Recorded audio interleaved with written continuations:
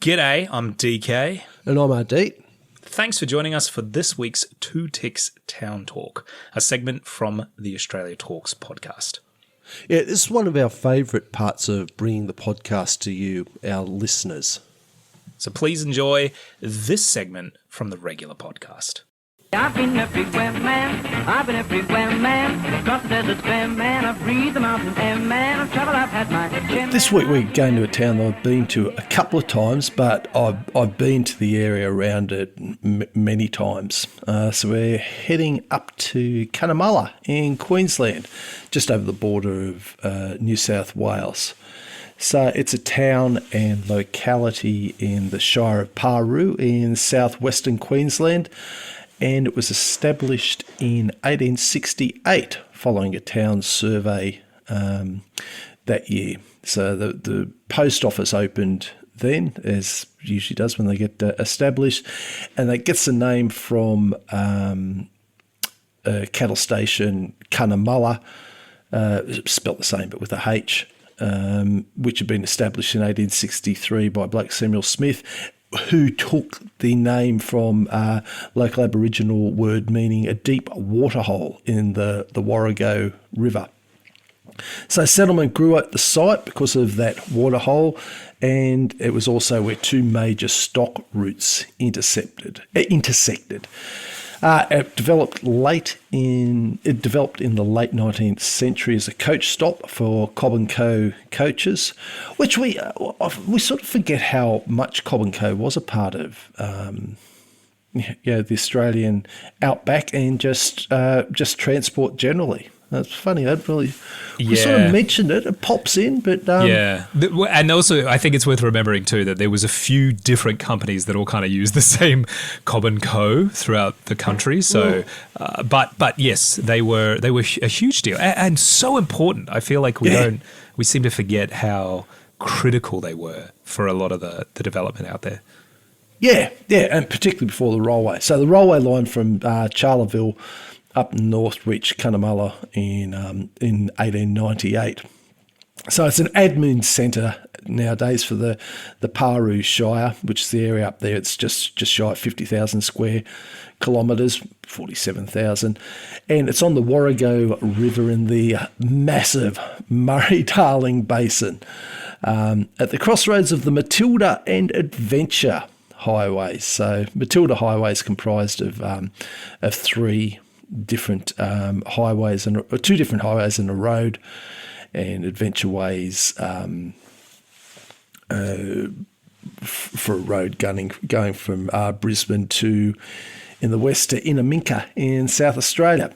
Population of 1,233, about 44% of the residents identify as Aboriginal and or Torres Strait, and the main industries are cattle, sheep and goat farming, tourism and opal mining as well. So I don't normally associate that. Well, it's within the vicinity, but it's not sort of what springs to mind when I think of opal mining. No. The town has become known as an emerging wellness destination because it's got therapeutic artesian waters. So they've got some nice hot springs up there. So the original inhabitants around that Cunnamulla area were the Kunja people, also known as Gunya or Kunja, and their traditional land encompasses the Paroo Shire, and the Gunya language is spoken by the Kunja people. First European explorer to pass through, a bloke called Edmund Kennedy in 1847. So the pastoralists arrived after about 20 years after that, with the usual interactions between settlers and local Aboriginal people, including skirmishes. We may as well say most of the time. By the way, see note 1. Yes, there were skirmishes here as well. Yep. There's got the town itself, it's got there's a big double the size of a person of the Cunnamulla fella statue. There was which is honouring the Aussie larrikin stockman, and there was a song written by a bloke called Stan Costa, but it was popularised by Slim Dusty. I'm a Cunnamulla fella, Cunnamulla kind of fella. If you haven't heard it, you can look it up. No, come on, keep singing it. I want to hear the whole song. Yeah, I can't remember. yeah, how to drive people away.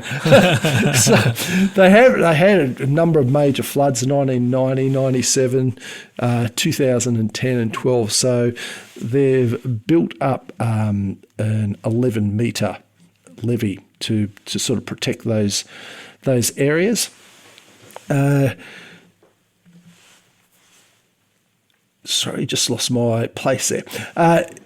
In the neighbourhood of Cunnamulla, there's two sanctuaries I wanted to note. There's one called the Bowra Wildlife Sanctuary, lies on traditional Kunja lands, and the other one is the Cunnamulla National Park, and it's on Budjiti country.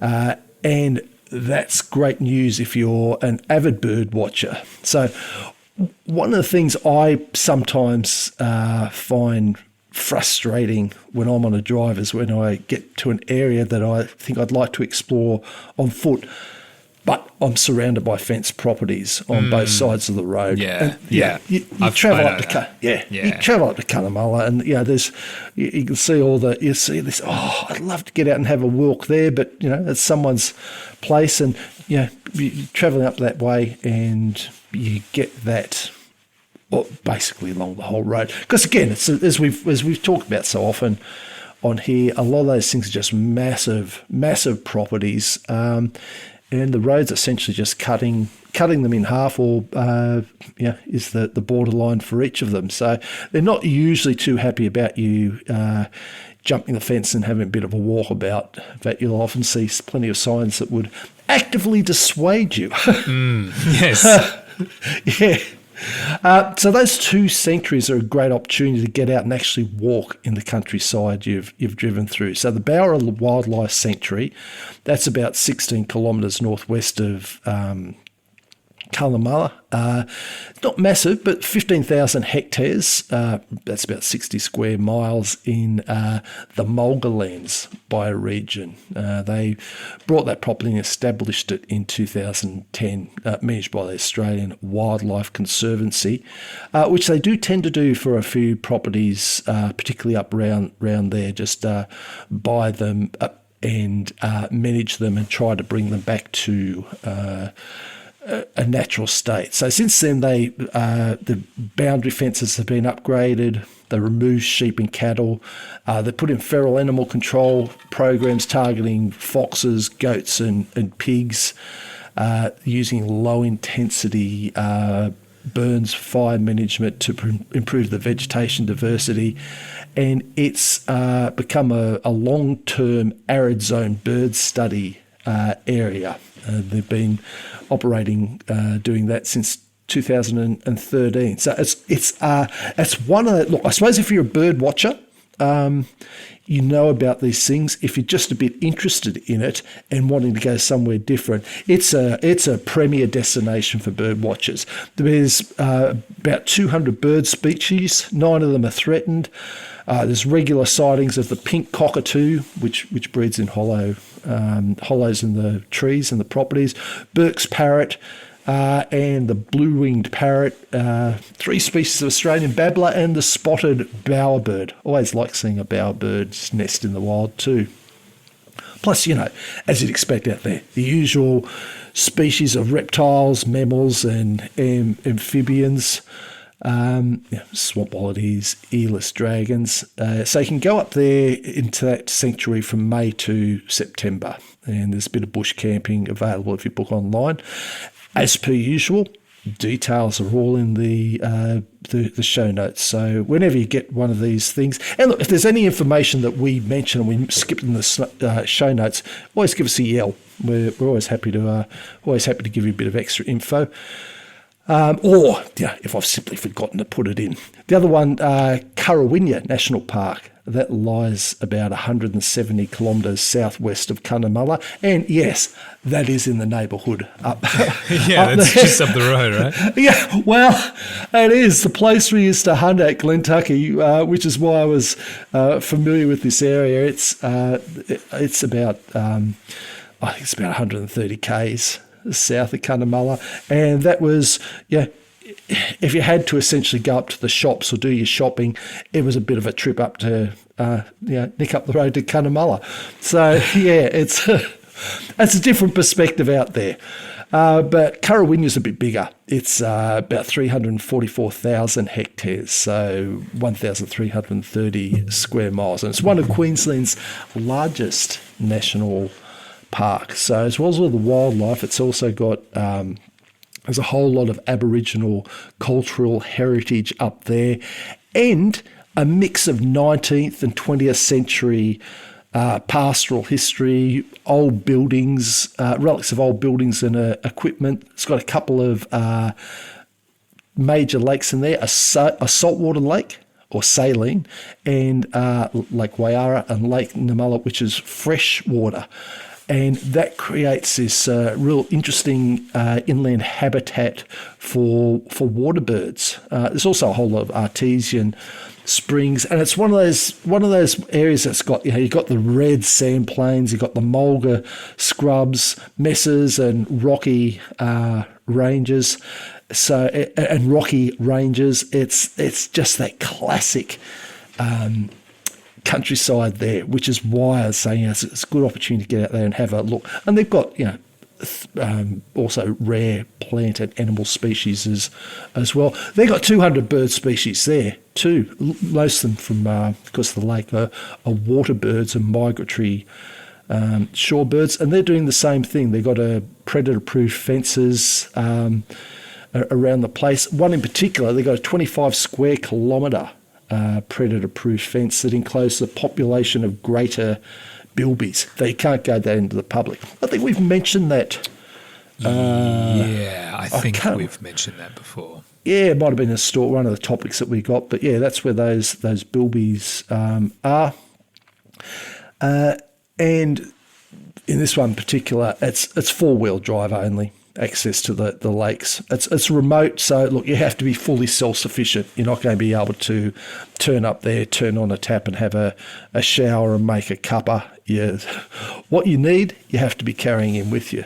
Yeah, and on that, I do think if you're coming this far west without a four-wheel drive, it's probably not a great idea. I think it's a good. You can do it if you're staying on paved roads, obviously, but I do think if you want to explore this area, you really should be in a 4x4.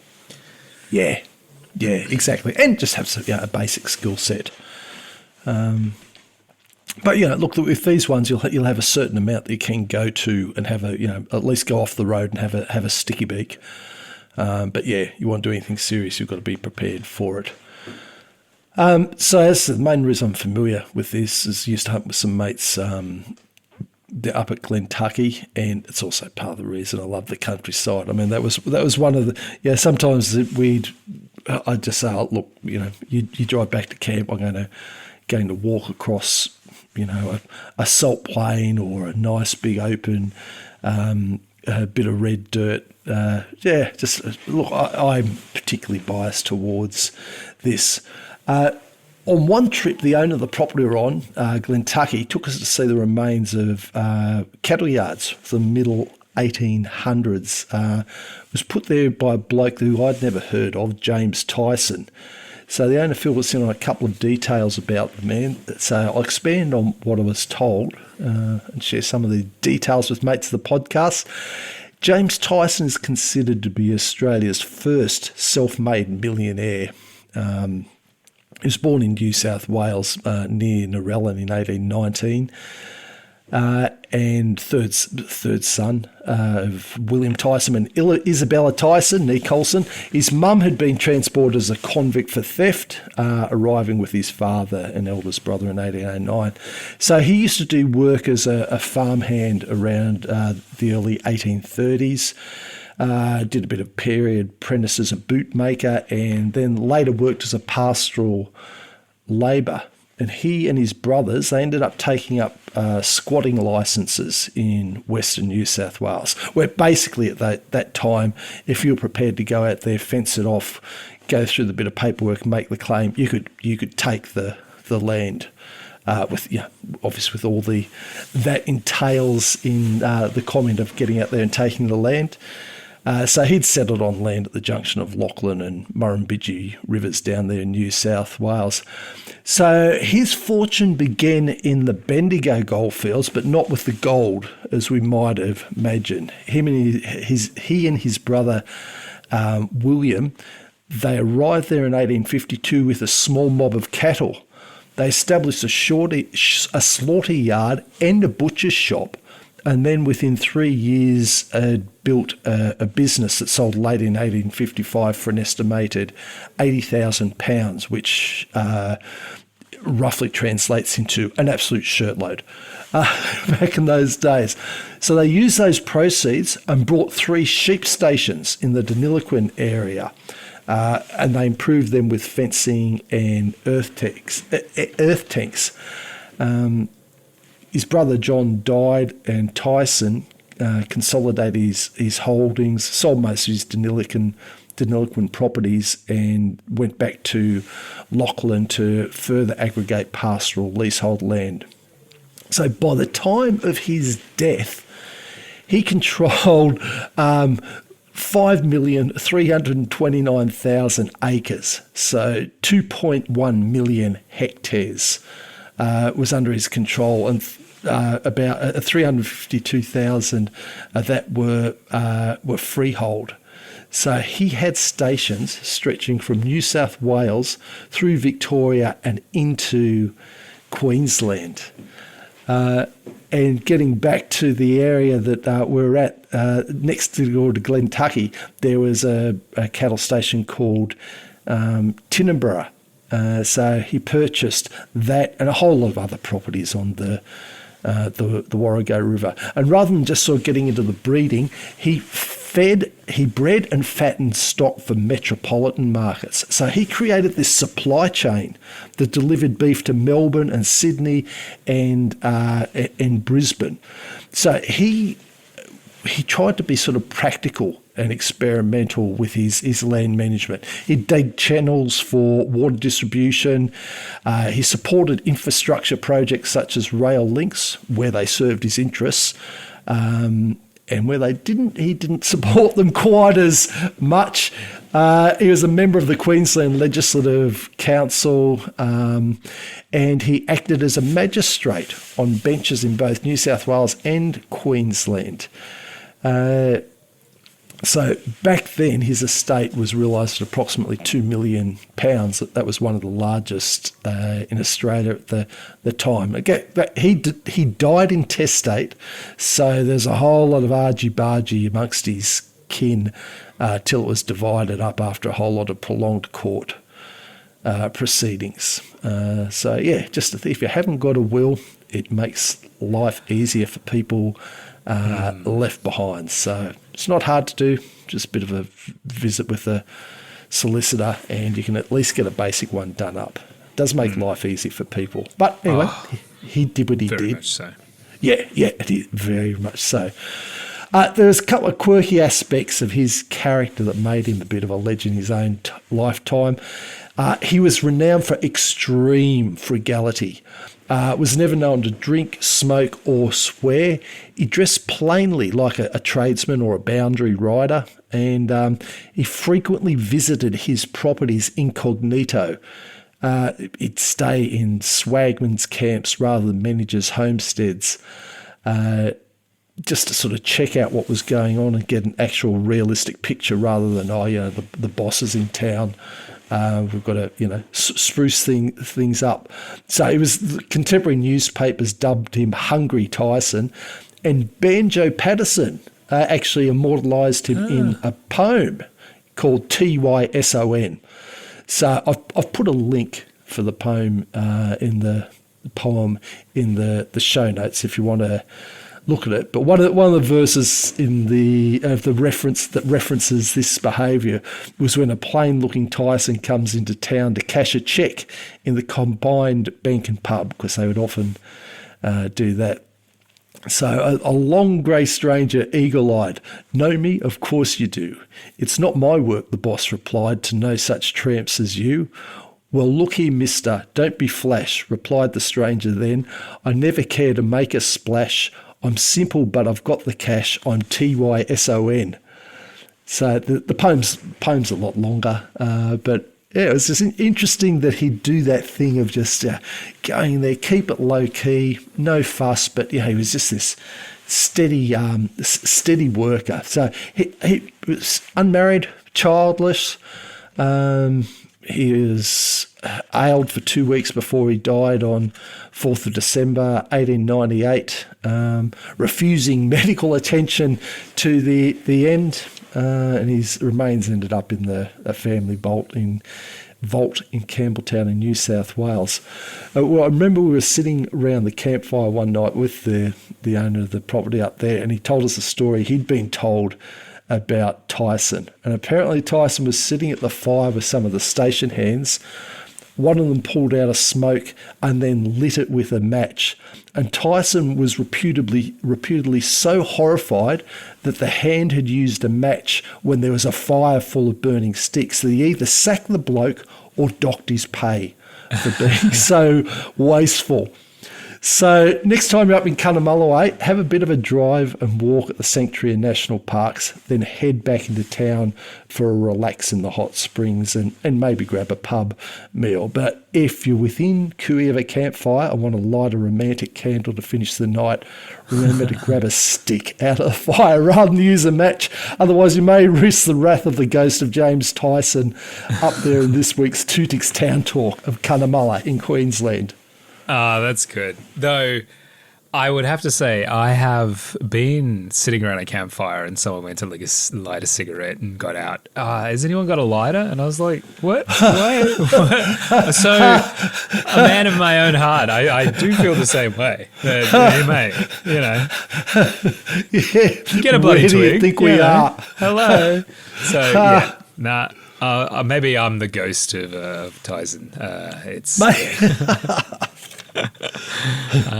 how interesting. I think we always kind of forget, like, I know this sounds silly when you say it out loud, but history is so full of interesting people that live such interesting lives, and the stories they could tell if only, they were still around. But he sounds like he lived such an incredible life, and to basically not have anyone to pass all that onto, it seems such a shame. I wonder why.